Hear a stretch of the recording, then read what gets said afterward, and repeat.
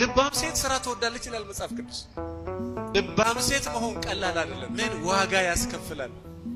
አስተዋይ ሴት መሆን ቀላል አይደለም፣ ዋጋ ያስከፍላል። አስተዋይ ሴቶች ዋጋ ከፍለው እንቅልፋቸውን አጥተው እግዚአብሔርን ማለዳ ማለዳ ባክን ጌታ ሆይ ጥበበኛ ሴት አድርገኝ ብለው ለምነው ነው የሆኑት። ዝም ብሎ ሴት ሁሉም ሴት ነው። ልባሟን ሴት ማን ሊያገኛት ይችላል?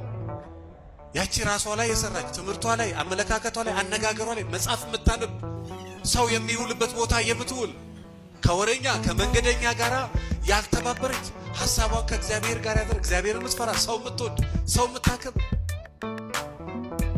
አዎ ለይስሐቅ የተመረጠችውን ሚስቱን ታስታውሳላችሁ? ገና ሎሌው ሲመጣ ለሱ ለግመሎቹ ለበቅሎቹ ለዛ ሁሉ ደከመኝ ሰለቸኝ ሳትል ምን አጠጣች? ውሃ። ሚስቱ መሆን አላወቀችም፣ እንትን መሆን አላወቀች፣ ምንም አላወቀች። ልባም ሴት ባሌ ነው ብላ አይደለም ልባምነቷን የምታሳይ። ለማንም ልባምነቷ ይታያል፣ አስተዋይነቷ ይታያል። አስተዋይ ናታ በተፈጥሮ።